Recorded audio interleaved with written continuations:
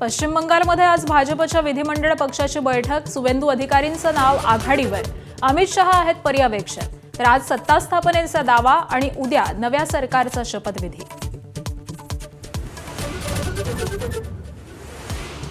तामिळनाडूत थलपती विजयच्या सत्ता स्थापनेचा सस्पेन्स कायम। काँग्रेसनंतर इंडिया आघाडीतले माकप, भाकप आणि व्हीसीकेही पाठिंब्याच्या विचारात। आज तिन्ही पक्षांच्या स्वतंत्रपणे बैठका।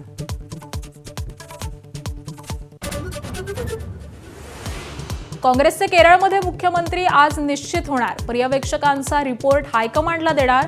के.सी. वेणुगोपाल मुख्यमंत्री पदाच्या शर्यतीत आघाडीवर।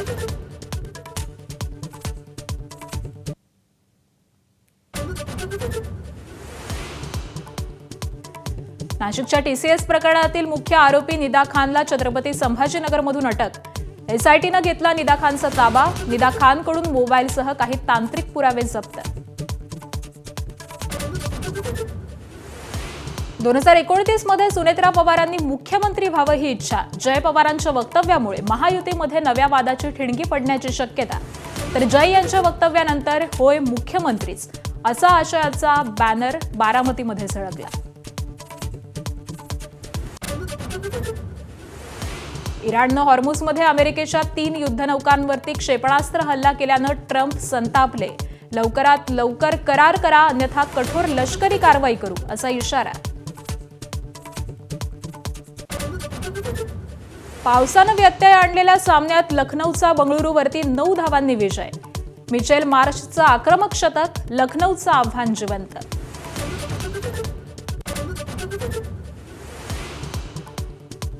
हंता व्हायरसनं जगाचं टेन्शन वाढवलं। अर्जेंटिनाहून केप वर्डला जाणाऱ्या क्रूझवरती 5 जणांना लागण, तर 3 जणांचा मृत्यू झाल्याची माहिती। क्रूझवरील इतर लोकांच्या चाचण्या।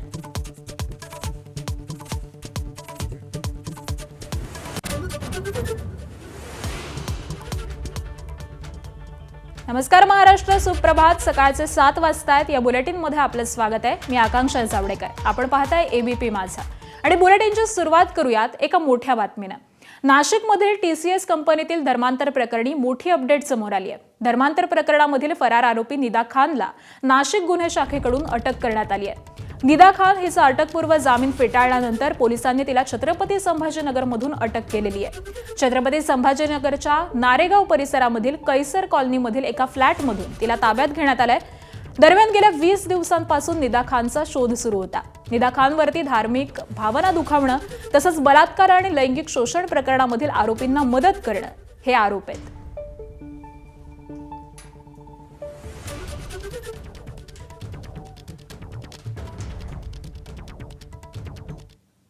दरम्यान छत्रपती संभाजीनगरमधून निदा खानला अटक करण्यात आल्यानंतर तिला नाशिक रोड पोलीस ठाण्यामध्ये आणण्यात आलं। नाशिक आणि संभाजीनगरचे पोलीस निदा खानला घेऊन नाशिक रोड पोलीस ठाण्यामध्ये दाखल झाले।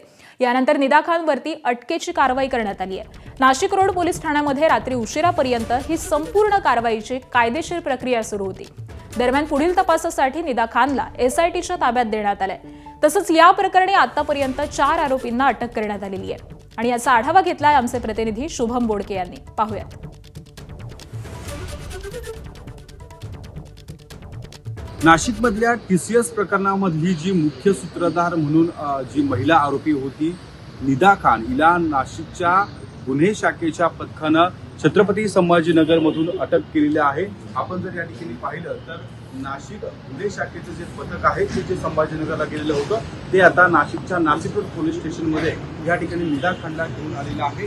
सोबत छत्रपती संभाजीनगरचे जे आहे त्यांचं एक पथक देखील नाशिक पोलिसांसोबत या ठिकाणी आलेलं होतं आणि त्यांनी छत्रपती संभाजीनगर पोलिसांनी या ठिकाणी आता नाशिक रोड पोलीस स्टेशनमध्ये जी अटकेची कारवाई आहे ती नाशिक पोलिसांकडे केल्यानंतर या ठिकाणी तिचा जो ताबा आहे तो नाशिक पोलिसांना या ठिकाणी दिलेला आहे। आणि एकूण जर पाहिलं तर या पथकानं निदा खानला छत्रपती संभाजीनगरमधून त्या ठिकाणी अटक केलेली होती। नाशिकच्या या टीसीएस कंपनीमध्ये एसआयटीची देखील स्थापना करण्यात आलेली आहे। एसआयटीचे जे तपास अधिकारी आहे, ज्या महिला अधिकारी आहेत त्या देखील नाशिक रोड पोलीस स्टेशनमध्ये या ठिकाणी दाखल झालेल्या आहे. आपण जर पाहिलं तर या सगळ्या प्रकरणामध्ये खरं तर धार्मिक भावना दुखावणे या हेतून जो खरं तर आरोप आहे तो या निदा खानवर आहे. तिला आत्ताच या ठिकाणी नाशिक रोड पोलीस स्टेशनमध्ये आणण्यात आलेला आहे. सकाळी तिला कोर्टात हजर केलं जाणार आहे आणि तिची पोलीस कस्टडी जी आहे ती त्या ठिकाणी SIT कडनं मागितली जाण्याची शक्यता आहे.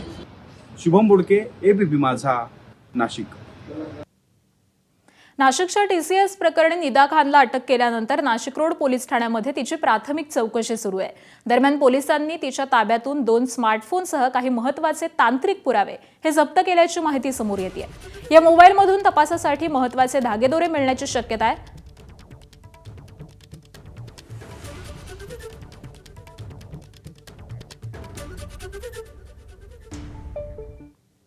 आणि दरम्यान TCS प्रकरणामधील आरोपी निदा खानच्या फरार होण्यामागे इम्तियाज जलील यांचा हात असल्याचा गंभीर आरोप शिवसेनेचे नेते संजय शिरसाट यांनी केलाय. ABP माझाला फोनवरून प्रतिक्रिया देताना शिरसाटांनी हा गंभीर आरोप केलेला आहे.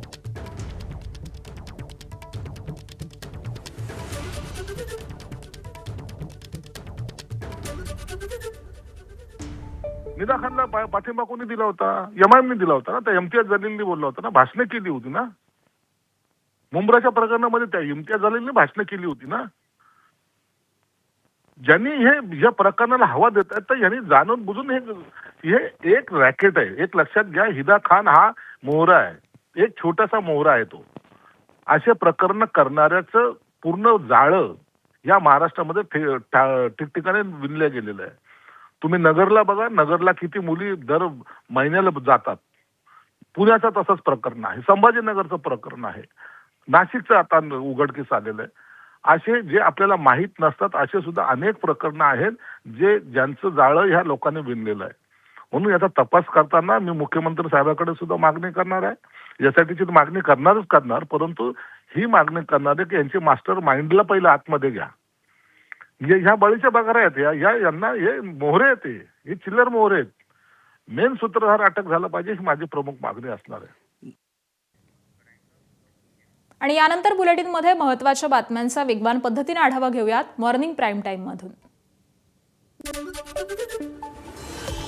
मुंबईतील पायधुणीमध्ये एकाच कुटुंबातील 4घांचा मृत्यू झाला होता. या प्रकरणी आता धक्कादायक माहिती समोर आली आहे. उंदीर मारण्याच्या औषधामुळे 4घांचा मृत्यू झाल्याची धक्कादायक माहिती समोर आली आहे. त्या 4घांच्याही शरीरामध्ये झिंक फॉस्फाईडचे अंश सापडलेले आहेत. तसंच कलिंगडाच्या नमुन्यामध्ये देखील झिंक फॉस्फाईडचे अंश सापडले आहेत. विशेष म्हणजे घरातील इतर अन्य पदार्थांमध्ये झिंक फॉस्फाईड हे सापडलेलं नाहीये. तर घरामधून पुलाव, खजूर आणि पिण्याच्या पाण्याचे नमुने देखील तपासण्यामध्ये आलेत. मात्र त्यामध्ये कोणतेही विष सापडलेलं नसल्याचं अहवालामधून स्पष्ट झालंय. त्यामुळे हे विष शरीरामध्ये नेमकं कसं गेलं हे शोधण्याचं आव्हान सध्या तपास यंत्रणांसमोर आहे. 26 एप्रिलला डोकाडिया कुटुंबामधील 4घांच्या मृत्यूनं खळबळ उडालेली होती. गेल्या काही दिवसात घडलेल्या एक ना अनेक घटनांनी मुंबई शहर हे ड्रग्सचं मोठं केंद्र बनत असल्याचं दाखवून दिलं. त्यामध्ये आता मुंबईतल्या भांडूपमध्ये होत असलेली गांजाची शेती उद्ध्वस्त करण्यात आली आहे. भांडूप टेकडी जलाशय BHR परिसरामधल्या डोंगराळ भागामध्ये काही गरदुल्यांकडून गांजाची शेती करण्यात येत होती. या प्रकरणाची माहिती भाजप नगरसेविका जागृती पाटील यांना मिळाली. त्यानंतर त्यांनी घटनास्थळी जाऊन स्वतः पाहणी केली आणि मग तात्काळ भांडूप पोलीस ठाण्याशी संपर्क साधून त्यांना ही माहिती दिली. भांडूप पोलिसांनी तातडीनं घटनास्थळी धाव घेत डोंगराळ परिसरामध्ये लावण्यात आलेल्या गांजाची झाडं ही उद्ध्वस्त केली आहेत. पण मुंबईसारख्या शहरामध्ये गांजाची शेती होत असल्याच्या बातमीनं मोठी खळबळ उडाली आहे. ज्या महानगरपालिकेच्या पाईप आहेत ते तोडून त्यांनी त्याच्या किनाऱ्याला ती झाडं लावली. जवळजवळ 100 झाडं, गांजाची झाडं आपण ती तोडली. अजून खूप साऱ्या, मला वाटतं आम्ही तात्काळ पोलीस प्रशासनाला कॉल करून तिथे संबंधित जे काय घडलंय ते त्यांना दाखवायला बोलवलं. पण ते पण स्वतः शॉक झाले की असं सगळं होतंय आणि आपल्या भांडूपमध्ये होतंय. आणि अशा डोंगराच्या भागात आम्ही तिथे गेल्यावरती आम्हीच शॉक झालो की एवढी झाडं आणि एवढ्या दिवस कोणीच तिथे बघत नाहीये. नागपूरमधून धक्कादायक घटना समोर आली आहे. तरुणानं मस्करीमध्ये फेकलेला बंद अवस्थेमधील चाकू अचानक उघडला आणि थेट त्याच्या मित्राच्या मानेत घुसला. या घटनेमध्ये त्याच्या मित्राचा जागीच मृत्यू झालाय. धरमपेठ परिसरामधील टोकियो बारमध्ये ही घटना घडली आहे. अवधेश कुमार असं मृत तरुणाचं नाव असून आयुष नेगीला पोलिसांनी ताब्यात घेतलेलं आहे. दोघेही बारमध्ये काम करत होते आणि अवधेश कॅशियर होता तर आयशर हा बार टेंडर होता. अवधेश आणि आयुष दोघेही जण 4 महिन्यांपूर्वी कामानिमित्त नागपूरमध्ये आलेले होते. हिल टॉप परिसरामध्ये एका फ्लॅटमध्ये एकत्र राहत होते. दोन्ही मित्रांमध्ये क्षणिक मस्करी एकासाठी जीवघेणी ठरली आहे. दरम्यान सीताबर्डी पोलिसांनी हत्येचा गुन्हा दाखल केलाय.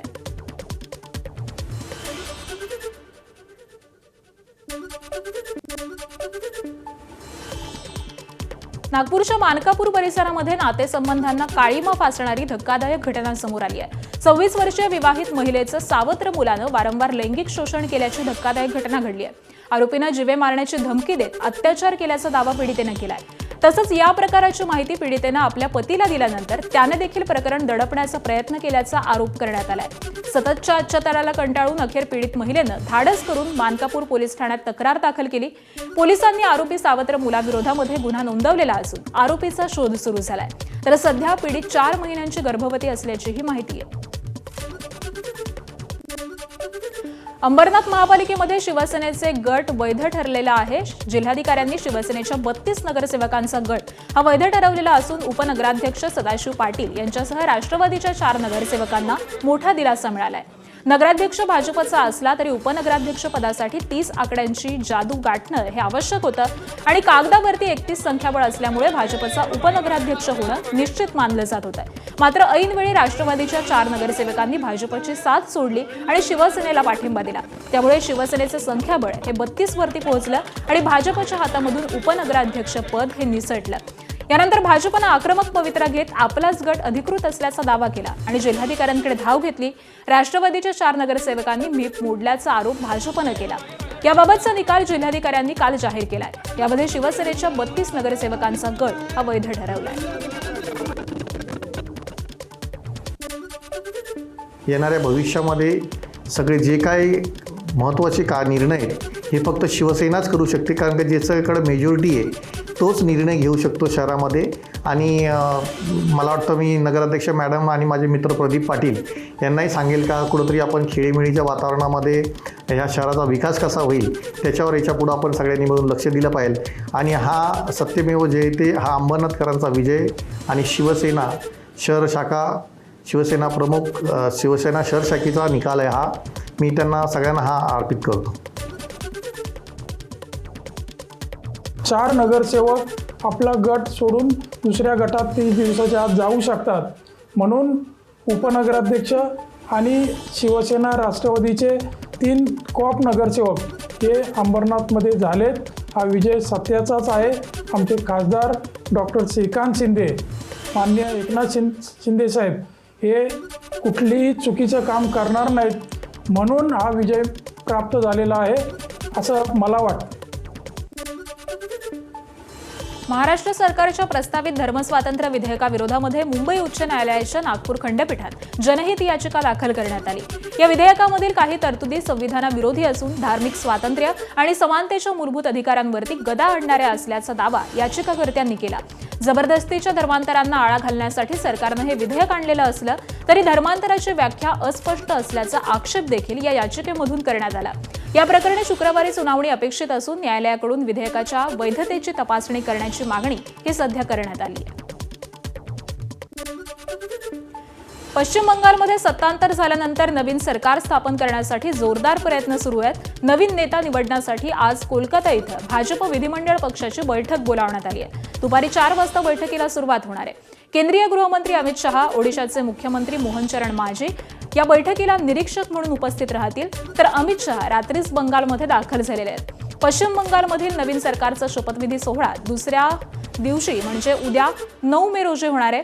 तर शपथविधी सोहळ्याची जय्यत तयारी सुरू झाली आहे. पंतप्रधान नरेंद्र मोदी यांच्यासह एनडीए शासित राज्याचे मुख्यमंत्री, उपमुख्यमंत्री, केंद्र सरकारचे मंत्री आणि आघाडीचे वरिष्ठ नेते हे शपथविधीला उपस्थित राहणार आहेत. पश्चिम बंगालच्या राजकारणामध्ये मोठा उलटफेर झालाय. विधानसभेचा कार्यकाळ संपताच राज्यपालांनी संपूर्ण मंत्रिमंडळ विसर्जित केलंय. त्यामुळे ममता बॅनर्जी आता मुख्यमंत्री राहिलेल्या नाहीयेत.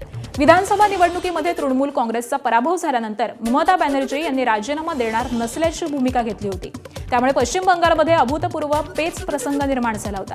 या घटनात्मक पेचामधून राज्यपालांनी मार्ग काढलाय. राज्यपाल RN रवी यांनी घटनात्मक प्रक्रिया वापरून संपूर्ण मंत्रिमंडळ बरखास्त केलंय. त्यामुळे पश्चिम बंगालच्या राजकारणामधील ममता बॅनर्जी यांच्या सत्ता पर्वाचा शेवट झालाय.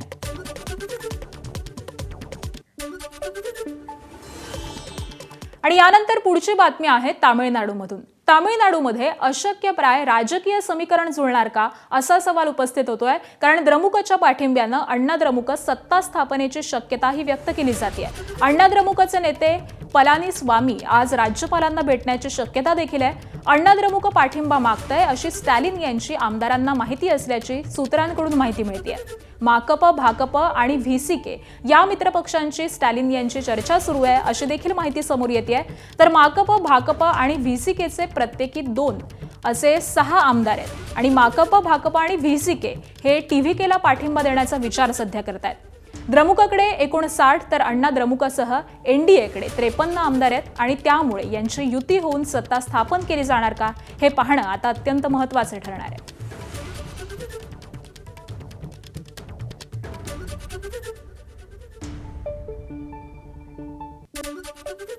आणि तामिळनाडूच्या राजकारणामध्ये मोठी घडामोड समोर येते. टीव्हीके पक्षानं मोठा राजकीय निर्णय घेतल्याची माहिती सूत्रांनी दिलेली आहे. डीएमके आणि एआयएडीएमके यांनी सरकार स्थापन करण्याचा प्रयत्न केला तर टीव्हीकेचे सगळेच 108 आमदार राजीनामा देतील असा दावा सूत्रांनी केलाय. दरम्यान टीव्हीकेला स्पष्ट बहुमत मिळवण्यामध्ये अपयश आलंय. यानंतर आता डीएमकेने पक्षप्रमुख एम.के. स्टॅलिन यांना राजकीय निर्णय घेण्याचे अधिकार दिल्याची माहिती समोर आली आहे. या घडामोडींमुळे तामिळनाडूच्या सत्ता समीकरणामध्ये मोठी राजकीय अनिश्चितता निर्माण झालेली असून पुढील काही तास तामिळनाडूच्या राजकारणासाठी महत्त्वाचे मानले जात आहेत.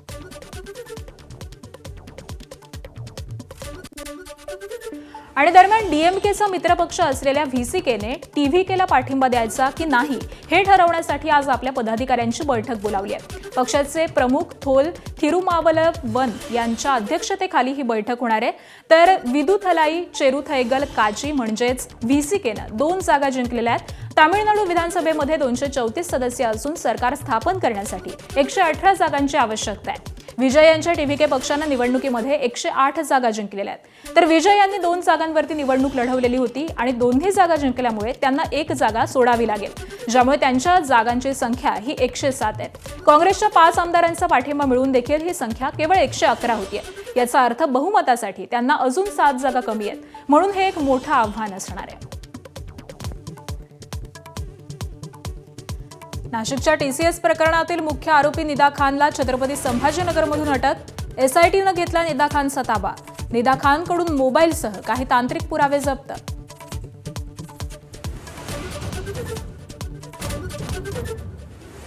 मुंबईतील पायधुणी मृत्यू प्रकरणात मोठा ट्विस्ट. कलिंगड आणि शरीरातील नमुन्यांमध्ये विष आढळलं. उंदीर मारण्याच्या औषधामुळे चौघांचा मृत्यू झाल्याची माहिती. हत्या की आत्महत्या, सस्पेन्स वाढला.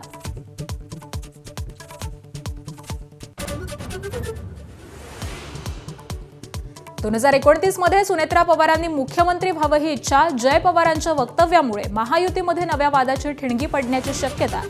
तर जय यांच्या वक्तव्यानंतर होय मुख्यमंत्रीच अशा आशयाचे बानामतीमध्ये बॅनर.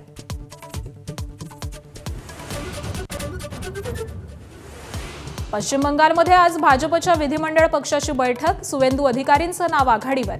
अमित शहा आहेत पर्यवेक्षक. आज सत्ता स्थापनेचा दावा आणि उद्या नव्या सरकारचा शपथविधी. तामिळनाडूत थलपती विजयच्या सत्ता स्थापनेचा सस्पेन्स कायम. काँग्रेसनंतर इंडिया आघाडीतले माकप, भाकप आणि व्हीसीकेही पाठिंब्याच्या विचारात. आज तिन्ही पक्षांच्या स्वतंत्रपणे बैठका.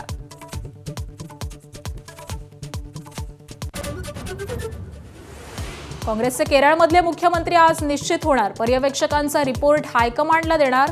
के.सी. वेणुगोपाल मुख्यमंत्री पदाच्या शर्यतीत आघाडीवर. इराणनं हॉर्मुझमध्ये अमेरिकेच्या 3 युद्धनौकांवरती क्षेपणास्त्र हल्ला केल्यानं ट्रम्प संतापले. लवकर करार करा, अन्यथा कठोरातली कठोर लष्करी कारवाई करू, असाही इशारा. हंता व्हायरसनं जगाचं टेन्शन वाढवलं. अर्जेंटिनाहून केप वर्डला जाणाऱ्या क्रूझवर 5 जणांना लागण तर 3 जणांचा मृत्यू झाल्याची माहिती. क्रूझवरील इतर लोकांच्या चाचण्या. पावसानं व्यत्यय आणलेल्या सामन्यात लखनौचा बंगळुरूवरती 9 धावांनी विजय. मिचेल आक्रमक शतक तर लखनौचं आव्हान जिवंत.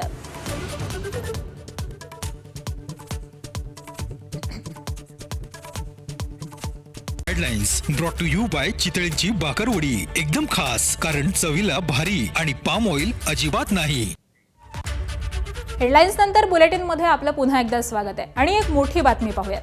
मराठा समाजातील तरुणांना उद्योजक बनवण्यासाठी राज्य सरकारनं अण्णासाहेब पाटील आर्थिक विकास महामंडळाची स्थापना केली आहे. उद्योगासाठी बिनव्याजी 15 लाखांपर्यंत कर्ज उपलब्ध करून दिलं. सुरुवातीला या महामंडळानं अतिशय चांगल्या पद्धतीनं कामकाज करून मराठा समाजामधील तरुणांना दिलासा दिला. मात्र अलीकडे वर्षभर या योजनेमधील लाभार्थ्यांना नियमितपणे कर्जाच्या व्याजाचा परतावा हा मिळत नाहीये आणि त्यामुळे राज्यभरामधून मराठा समाजातील तरुणांकडून तक्रारी वाढत आहेत. अतिशय चांगल्या पद्धतीनं चालू असलेलं हे महामंडळ सरकार बंद करण्याच्या मनस्थितीमध्ये आहे का, अशी शंका उपस्थित केली जाते. बँकांचे हप्ते फेडण्यासाठी मराठा समाजामधील तरुण सावकाराच्या दारापुढे गेलेला आहे आणि त्यामुळे मराठा समाजाच्या तरुणांना यातून बाहेर काढण्यासाठी राज्य सरकारनं तातडीनं व्याजाचा परतावा करावा, अशी मागणी अण्णासाहेब पाटील आर्थिक विकास महामंडळाचे माजी उपाध्यक्ष संजय पवार यांनी केली आहे. तर सरकारनं लवकरात लवकर व्याजाचा परतावा दिला नाही तर राज्यभर बोंब मारू, आंदोलन करू, असा इशारा मराठा महासंघाचे वसंत मुळे यांनी दिलाय. कोल्हापूरची संख्या साधारण 23,368 ही लाभार्थी आहेत. एवढी चांगल्या पद्धतीने चाललेलं महामंडळ का मोडताय तुम्ही? कशासाठी अर्थपुरवठा तुम्ही थांबवताय? तुमच्या मनात असं पाप तर नाही ना की महाराष्ट्रातील मराठी माणूस मोठा व्हायचाच नाही आहे आणि म्हणून हे मोडून काढायची तुमच्या डोक्यात शंका आहे का? जर तुम्ही असं केलं तर मराठा समाजाला पुन्हा रस्त्यावर उतरायला लागेल आणि आम्ही तेच काम करायचं का महाराष्ट्रामध्ये, या छत्रपती शिवरायांच्या महाराष्ट्रामध्ये? आमची विनंती आहे अर्थमंत्र्यांना आणि या सरकारला, जे काही तुम्हाला अर्थपुरवठा करायचा तो ताबडतोब ह्या महामंडळ करा. चांगल्या पद्धतीने लोक काम करतात, चांगल्या पद्धतीने उद्योग त्यांचा चालू आहे. कुठंतरी मोडून पाप करू नका. तातडीनं अण्णासाहेब आर्थिक विकास मंडळाला किमान 700 कोटी रुपये तातडीनं द्यावेत, जेणेकरून जो मराठा समाजातला तरुण सैरावैरा झालेला आहे, एका बाजूला त्याला परतावा व्याज नाही आणि दुसऱ्या बाजूला नवीन कर्ज नाही, या गर्तेत अडकलेल्या तरुणांना कुठंतरी संधी मिळायची असेल, त्यांचा जरा जो काही शासनावरचा गैरविश्वास वाला तो कमी करायचा असेल तर तातडीनं शासनानं निधी द्यावा, अन्यथा बोंब मारो आंदोलन शासनाच्या विरुद्ध लवकरात लवकर करणार आहोत. राजे विक्रमसिंह गाडगे बँक ह्याच्यामध्ये ॲग्रेशन आहे. आम्ही 100 कोटीच्या वरती कर्ज दिले. हा मुद्दा बरोबर आहे. व्याज परतावा थोडं लेट आहे ही अशी माहिती आली आहे. मी माननीय मुख्यमंत्री महोदयांना हा विषय सांगितलेला आहे आणि मुख्यमंत्री महोदयांनीच खरं म्हटलं तर देवेंद्र फडणवीस साहेबांनीच बंद असलेल्या हा महामंडळाला तेव्हा निधी देऊन पुनर्जीवित केलं होतं आणि ते कटिबद्ध आहेत. नरेंद्र पाटील साहेबांच्या अध्यक्षतेखाली हे महामंडळ चालेल आणि येत्या काळामध्ये मला खात्री आहे की हे रेग्युलराईज मुख्यमंत्री महोदय करून घेतील. 5 लाख रुपये घेतले होते, त्याच्यातले मी आतापर्यंत 3 लाख रुपये फेडत आणलेत, पण आता ह्या वर्षापासून त्यांचा व्याजाचा माझा परतावा आहे तो परतावा 4 ते 5 महिन्यापासून आलेला नाही. त्यामुळे आता इथून पुढे आम्हाला हप्ते भरताना अडचणीत आहे. हप्ते रेग्युलर आमचे आहेत पण व्याज परतावा न आल्यामुळे आम्हाला पुढे हप्ते भरायचे का नाही हे आम्हाला ते अडचणी लागलेल्या आहेत. त्यामुळं अण्णासाहेब पाटील महामंडळानं शक्यतो लवकरात लवकर आमचा व्याज परतावा पाठवून देऊन आमचे खाते क्लिअर करावे, सहकार्य करावे. स्वतः आम्ही वेळेवर हप्ते भरतोय पण व्याजाचा परतावा परत येऊन आलाय, त्यामुळे कसं झालंय त्रास भरपूर व्हायला लागलाय.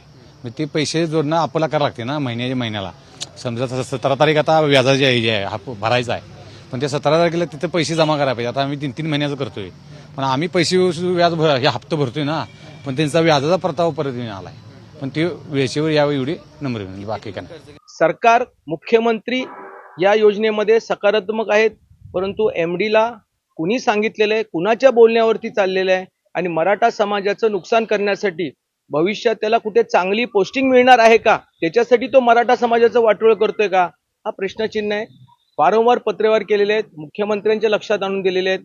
आमचे मराठा उपसमितीचे अध्यक्ष आदरणीय विखे पाटील साहेबांच्या पण लक्षात आणून दिलेलं आहे, परंतु दुर्भाग्याने अपेक्षित असणारं मला न्याय मिळत नाहीये आणि लाभार्थ्यांचं प्रचंड नुकसान ऑक्टोबर महिन्यापासून झालेले 2025 पासून ही वस्तुस्थिती आहे.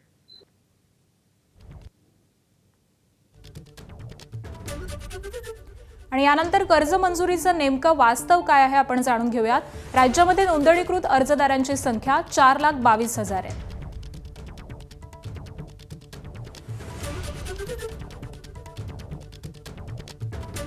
बँकेकडून कर्ज मंजुरीची संख्या ही 1,80,000 इतकी आहे.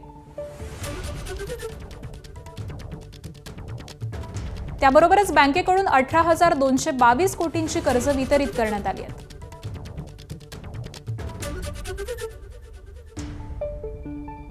आतापर्यंत झालेला व्याज परतावा 1,633 कोटी रुपयांचा आहे.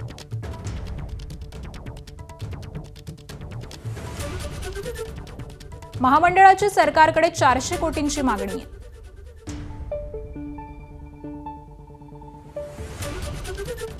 तर हे कर्ज मंजुरीचं वास्तव सध्या उघड झालेलं आहे आणि आर्थिक विकास महामंडळ हे अडचणीत सापडल्याचं दिसून येत आहे.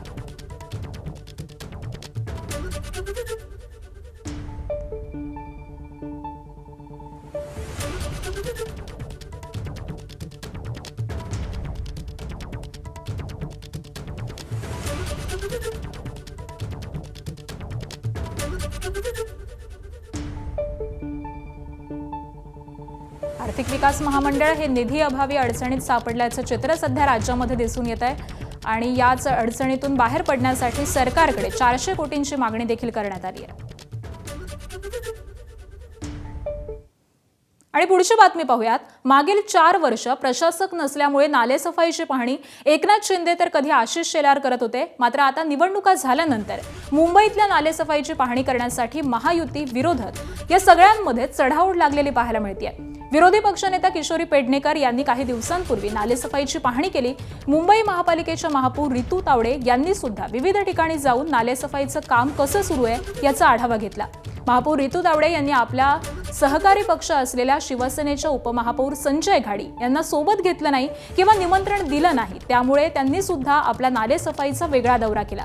आता भाजप नेत्यांकडून आज देखील नालेसफाईचा पाहणी दौरा केला जातोय.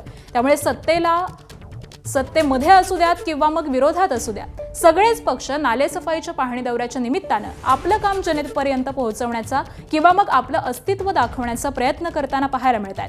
त्यामुळे खरंच नालेसफाईच्या पाहणी दौऱ्याचा आणि दिलेल्या सूचनांचा मुंबई महापालिका प्रशासन अधिकारी कंत्राटदार किती गांभीर्यानं विचार करतात हे येणाऱ्या पावसाळ्यामध्येच कळेल. आणि याच सगळ्या संदर्भामध्ये अधिक माहिती देतात आमचे प्रतिनिधी वेदांत नेब. वेदांत, खरं तर ही चुरशी पाहायला मिळतेय. खरं तर सगळेच पक्ष हे नालेसफाईची पाहणी करतायत. मात्र ग्राउंडवरती नेमकं काय आहे, नालेसफाईचं हे काम कितपत केलं जात आहे, काय चित्र दिसतंय मुंबईमध्ये सध्या? एक तर नालेसफाईचं जे टेंडर आहे ते उशिरा निघालं आणि निविदा ज्या कंत्राटदारांना द्यायच्या होत्या ही सगळी प्रक्रिया उशिराने झाली आणि त्यामुळे 31 मे पर्यंत 80% नालेसफाई होणं अपेक्षित आहे. आणि त्या दृष्टिकोनातनं विरोधक असतील किंवा सत्ताधारी असतील या सगळ्याचा वेळोवेळी आढावा घेताना आपल्याला पाहायला मिळतात. मात्र हा आढावा घेत असताना वेगवेगळ्या दिवशी वेगवेगळे पक्ष, वेगवेगळ्या पक्षातील नेते, पदाधिकारी हा आढावा घेताना आपल्याला पाहायला मिळत आहेत. आधी महापालिकेमध्ये महापौरांचा दौरा व्हायचा, आयुक्तांचा दौरा व्हायचा आणि विरोधी पक्षाचा एक दौरा व्हायचा. मात्र यावेळी जेव्हा पुन्हा एकदा आपण बघितलं महापालिकेची निवडणूक झाली, त्यानंतर आपण बघितलं महापौर, त्यासोबतच विरोधी पक्ष आपल्याला पाहायला मिळतोय आणि यामध्ये सुद्धा शिवसेनेकडनं एक वेगळा दौरा काढला जातोय. उपमहापौर संजय गाडी हा वेगळा दौरा नालेसफाईचा करतायत, महापौर वेगळा दौरा करताना पाहायला मिळत आहेत. त्यासोबतच विरोधी पक्ष नेत्या किशोरी पेडणेकर वेगळा दौरा आणि यासोबत आज आपण बघितलं सकाळी 8:30 वाजता भाजप नेत्यांचा सुद्धा एक वेगळा दौरा, ज्यामध्ये मंगलप्रभात गौडा असतील, अमित साटम असतील, ते सुद्धा नालेसफाईचा दौरा करताना आपल्याला पाहायला मिळेल. त्यामुळे आपलं अस्तित्व दाखवण्यासाठी किंवा आपण ग्राउंडवर उतरून काम करत आहोत हे मुंबईकरांना दाखवण्यासाठी अशा प्रकारे नालेसफाईचा दौरा वेगवेगळ्या पक्षांकडनं केला जातोय असं म्हटलं जातं. त्यामुळे प्रत्यक्षात या नालेसफाई दौऱ्याचा कितपत फायदा होतोय तर पावसाळ्यात कळेल. कारण बरोबर आहे, त्यामुळे प्रत्यक्षामध्ये ग्राउंडवरती नेमका कसा फायदा होतो हे पाहणं अत्यंत महत्त्वाचं ठरणार आहे. धन्यवाद वेदांत या सविस्तर माहितीसाठी. आणि पुढची एक मोठी बातमी, मुंबईमधील पायधुणीमध्ये एकाच कुटुंबातील 4घांचा मृत्यू झाला होता. या प्रकरणी आता धक्कादायक माहिती समोर आली आहे. उंदीर मारण्याच्या औषधामुळे 4घांचा मृत्यू झाल्याची धक्कादायक माहिती समोर आली आहे. तर या 4घांच्याही शरीरामध्ये झिंक फॉस्फाईडचे अंश सापडलेले आहेत. तसंच कलिंगडच्या नमुन्यामध्ये देखील झिंक फॉस्फाईडचे अंश सापडले आहेत. विशेष म्हणजे घरामधील इतर अन्य पदार्थांमध्ये झिंक फॉस्फाईड सापडलेलं नाहीये. घरामधून पुलाव, खजूर आणि पिण्याच्या पाण्याचे नमुने देखील तपासण्यात आले होते. मात्र त्यामध्ये कोणतेही विष सापडलं नसल्याचं या अहवालामधून स्पष्ट झालंय. त्यामुळे हे विष शरीरामध्ये नेमकं कसं गेलं हे शोधण्याचं आव्हान सध्या तपास यंत्रणांसमोर आहे. 26 एप्रिलला डोकाडिया कुटुंबामधील 4घांच्या मृत्यूनं खळबळ उडालेली होती. आणि आज सगळ्या संदर्भामध्ये अधिक माहिती जाणून घेऊयात. आमचे प्रतिनिधी सचिन गाड सध्या आपल्यासोबत आहेत. सचिन, या प्रकरणामध्ये एक धक्कादायक माहिती समोर येते, ती म्हणजे या संपूर्ण चौघांच्या शरीरामध्ये विष सापडलेलं आहे आणि त्यामुळे एक प्रश्न अनुत्तरितच आहे की त्यांची नेमकी आत्महत्या आहे, हत्या आहे की अजून काही आहे. या सगळ्या संदर्भामध्ये नेमकी काय माहिती मिळते?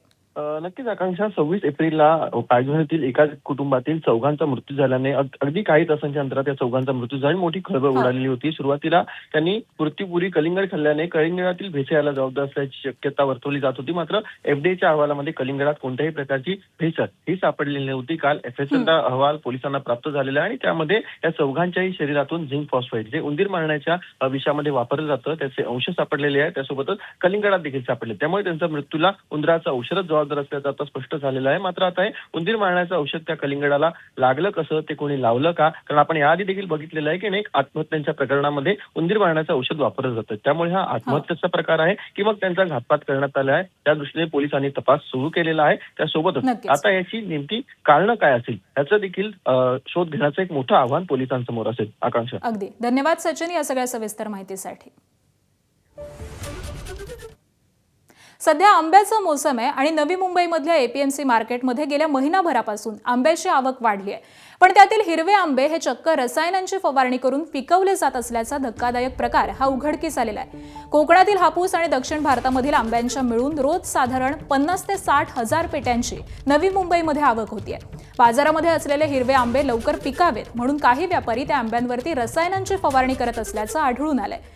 नागमणी पांडे यांच्या कडून या सगळ्या प्रकाराचा व्हिडिओ हा बनवलेला असून त्यांनी अन्न आणि औषध प्रशासनाकडे तक्रार देखील दिली आहे. पण या प्रकरणामध्ये ठोस कारवाई होत नसल्याचं ग्राहकांना म्हटलेलं आहे. मारा इसमें तुमने, देखो दिख रहा है, देखो क्लियर दिख रहा है. तुमने मारा है, मैं मारा है बुला रहा हूँ ना मैं. तो पियो दवा, बोले ना तुम दवा नहीं है, औषध मारते कशासाठी मारताय? हे आता मी स्वतः बघितलंय औषध नाही आहे मग काय पाणी आहे? सांगा प्यायला, प्यायला सांगा ना.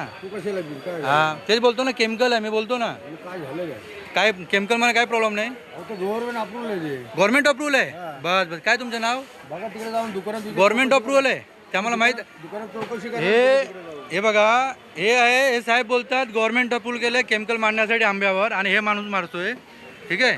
कसं या मार्केटमध्ये आलो होतो मी, आंब्यासाठी आलो होतो. तर त्याचं आमच्या समोरच जे आहे ते औषध मिक्स करून आणि मारत होते. 2 लिटर डब्बा होता आणि केमिकल होता. तर त्याला विचारलं आम्ही की जे तुम्ही मारताय काय तुम्ही स्वतः तुमच्या मुलाला देणार का? ते समोर बोलत नाही आहे. ते अख्ख्या मार्केटमध्ये चालू आहे. त्याने हे पण एक्सेप्ट केलं की आमच्या अख्ख्या मार्केटमध्ये चालू आहे आणि इथलं जे दुकान आहे त्याच्यामध्ये ते असानी ते भेटतं. तर रात्री ठाण्यावरून कोणतरी FDOले आले आणि असं मी माहिती पडलं की जे औषध मारणारा ज्याच्यामध्ये मारला होता ते सॅम्पल घेतले नाही, दुसरे सॅम्पल घेतलेले आहे आणि फक्त एकाकडून घेतले. ते सुरुवातीला आहे. आता आम्ही सगळीकडेच बघतोय तर ते रासायनिक फवारणी मारली जाते आणि त्याच्यावरतीच जास्ती आंबे पिकवले जातात. बाहेरचे लोक जे असतात ते स्वतःचा खपण्यासाठी, चांगला दिसण्यासाठी ते फवारणी मारूनच देण्याचं आणि ते देऊनच पिकवतात आणि मग आपण सामान्य ग्राहक घेणारे ते त्याच्यामध्ये घेताना फसतो. दिसायला चांगला दिसतो, हे दिसतो तर आपल्याला तो चांगला आहे असं वाटतो. शेतकऱ्याकडून माल घेताना व्यवस्थित येतो पण व्यापारी पिकवण्यासाठी लवकर मार्केटमध्ये माल येण्यासाठी काहीतरी यूज करतात. तो विचार करून बघावं लागतं. भीती वाटते घेताना? हां, भीती मनात असतेच की लहान बाळं वगैरे घरी खातात त्यामुळं काय फरक पडतो त्यांच्यावरती काय, त्यामुळं विचार करावा लागतो घेताना. माझ्या हातामध्ये जर ही तुम्ही जर पिशवी बघाल तर ही इथोफॉन इन पावडर फॉर्ममध्ये आहे आणि ती पावडर जी आहे ती अशा प्रकारच्या पुडीमध्ये ठेवायची असते आणि ही पुडी फळाच्या बाजूला ठेवून द्यायची आणि ह्याच्यामधनं जो इथिलीन गॅस तयार होतो त्या माध्यमातून फळं पिकली जातात. परंतु काही वर्ग जो असा आहे का तो आजही इथिलीन लिक्विड फॉर्ममध्ये, इथोफॉन इन लिक्विड फॉर्ममध्ये तो वापरत असतो आणि ज्याला शासनानं बंदी घातलेली आहे. तर निश्चितपणानं असे जो कोण व्यापारी अशा पद्धतीनं काम करत असेल तर त्याच्यावरती फूड अँड ड्रग्सने 100% कारवाई करावी. त्याबद्दल आमचं कोणाचे काही दुमत नाही आहे. पुढची बातमी आहे लोणावळ्यामधून. लोणावळ्यामध्ये नात्याला काळीमा फासणारी धक्कादायक घटना उघडकीस आली आहे. जन्मदात्या पित्यानेच आपल्या अल्पवयीन मुलीवरती दारूच्या नशेमध्ये अत्याचार केल्याची घटना समोर आलेली असून ही घटना ऑगस्ट 2024 मध्ये घडलेली होती. या प्रकरणी आता तब्बल 1.5 वर्षांनंतर लोणावळा ग्रामीण पोलीस ठाण्यामध्ये गुन्हा वर्ग करण्यात आलेला आहे. तिनं धाडस करून या कृत्याबाबत वाचा फोडण्याचं ठरवलं. पीडितेनं सुरुवातीला 3 मे 2026 रोजी छत्रपती संभाजीनगर इथं या प्रकरणाची फिर्याद दिलेली होती. मात्र घटनेचं ठिकाण लोणावळा असल्यामुळे हा गुन्हा 0 क्रमांकानं नोंदवून पुढील तपासण्यासाठी लोणावळा ग्रामीण पोलिसांकडे वर्ग करण्यात आलेला आहे. तर या संतापजनक घटनेमुळे लोणावळा परिसरामध्ये खळबळ उडालेली असून लोणावळा ग्रामीण पोलीस या प्रकरणाचा अधिकचा तपास करत आहेत. पीडिता ही 18 वर्ष 5 महिने वयाची आहे. तिचा आरोप आहे की ऑगस्ट 2024 मध्ये त्यांचा पूर्ण परिवार येथील जोवन येथे कामाला असताना तारीख आठवत नाही, एके दिवशी तिच्या वडिलांनी दारूच्या नशेत येऊन तिच्यासोबत अतिप्रसंग करून अत्याचार केलेला आहे. त्या संदर्भात आजपर्यंत तिला भीती वाटत असल्या कारणाने आजपर्यंत ती कंप्लेंट देऊ शकली नाही, परंतु आता तिने हिंमत करून समोर येऊन गुन्हा दाखल केलेला आहे.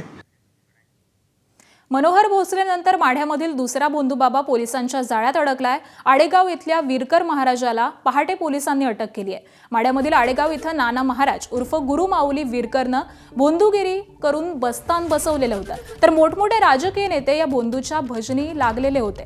टेंभुर्णी पोलिसांनी बोंधूला अटक केली आहे. पंढरपूर तालुक्यामध्ये एका पीडितेला 2024 पासून व्यवहारामध्ये भरपूर पैसे मिळवून देतो, माझ्याकडून कासव घे, पैशांचा पाऊस पाडतो, अशा पद्धतीची फसवणूक या वीरकर महाराजांना केलेली होती. आतापर्यंत जवळपास 5 लाखांपेक्षा जास्त रुपयाची फसवणूक झाल्याचा दावा या पीडितेनं केलाय.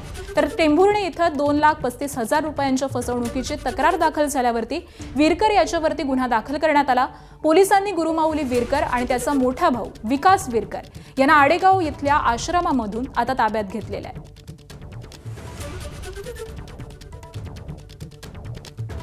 आपल्यासोबत जे फसवणूक झालेले पीडित आहेत, प्रथम मला थोडी आर्थिक अडचण होती, त्यामुळे मी त्या महाराजांचं फेसबुकला आणि इंस्टाग्रामवरती नाही का बरेच आजी माझे आमदार खासदार जायचे, त्यामुळे पण मी त्यांच्याकडे गेलो आणि त्यांनी जे आजपर्यंत मला सांगितलं मी ते सर्व करून बघितलं, पण त्यातून मला काही फरक जाणवला नाही. आणि वेळोवेळी त्यांनी काय असं एक कासव मला त्यांनी एक ओरिजिनल कासव दिलं आणि एक अशी सिमेंटची वस्तू आहे कासवाची, म्हणजे अशी त्यांनी सर्वच भक्तांना दिले. म्हणजे महाराष्ट्रभर त्यांचं प्रस्थ मोठं आहे. किती पैसे घ्यायचे ते 20,000 रुपये घेतले. हा, साध्या म्हणजे साधं जे 200-300 रुपयाला बाजारात ते कासव मिळत असेल वस्तू, तर त्याची किंमत 200-300 रुपये, पण ती त्यांनी 20,000 रुपये घ्यायची माझ्याकडून. आणि मला जे ओरिजिनल कासव दिलं त्याच्या मागे जवळजवळ त्यांनी 5 लाख रुपयाची मागणी केली की बाबा मी पैशाचा पाऊस पाडून देतो. हा, मग त्यामुळे मी त्यांना सांगितलं की माझ्याकडे काही एवढी माझी ऐपत नाहीये, माझ्याकडे एवढा पैसा नाही. तर ते तडजोड करून मला त्यांनी ते 2 लाख रुपयेपर्यंत मला दिली ती वस्तू. एकूण किती फसवणूक माझी एकूण आज तागायत 5 लाख रुपयांची फसवणूक झाली साहेब. कॅमेरामॅन अजय देशपांडे सह सुनील दिवाणे पाहता.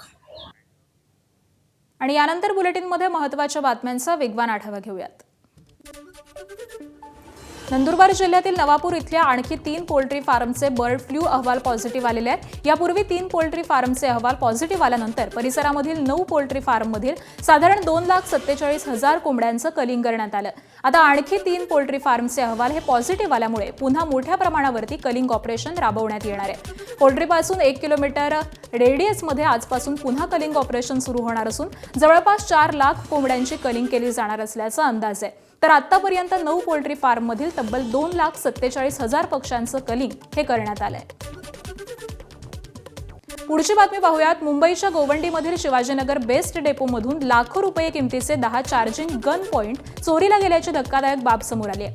शिवाजीनगर बेस्ट डेपो शेजारच्या झोपडपट्टीमध्ये राहणाऱ्या चोरट्यांनी चार्जिंग गन पॉइंट चोरताना सीसीटीव्ही एबीपी माझाच्या हाती लागलेला आहे. तर या बेस्ट बस डेपोमध्ये इलेक्ट्रिक बसच्या चार्जिंगसाठी 40 चार्जिंग पॉइंट आहेत. मात्र एप्रिल महिन्यामध्ये डेपोची कंपाऊंड ओलांडून काही मुलांनी या चार्जिंग पॉइंटमधील चार्जिंग गन ही चोरलेल्या आहेत. विशेष म्हणजे चोरी करण्यात आलेल्या या चार्जिंग गन पॉइंटची किंमत ही 1 लाख इतकी आहे. तर आरोपी आपली ओळख लपवण्यासाठी तोंडाला रुमाल बांधलेल्या अवस्थेमध्ये आलेले होते.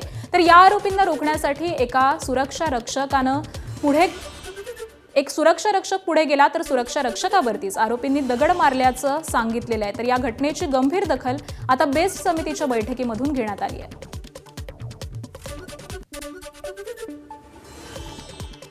उन्हाळ्याच्या सुट्टीमुळे महाराष्ट्राचं मिनी काश्मीर हे पर्यटकांना बहरलेलं आहे. कडक उन्हाळ्यामध्ये थंडीचा आनंद लुटण्यासाठी राज्यभरातील पर्यटकांची पावलं महाबळेश्वर पाचगणीकडे वळू लागलेली आहेत. महाबळेश्वरमधील प्रसिद्ध असलेल्या वेण्णा लेक परिसरामध्ये बोटिंगचा आनंद पर्यटक घेत आहेत. घोडेस्वारी, स्वीट कॉर्न आणि आईस्क्रीम खाण्याचा आनंदही लुटतायत आणि त्याचबरोबर विविध पॉइंटला देखील भेट देत आहेत. साताऱ्यातील कास, बामनोळी, तापोळा, मुनावळे, किल्ले बासोटा, किल्ले प्रतापगड या ठिकाणी पर्यटक या उन्हाळी सुट्टीसाठी आलेले आहेत.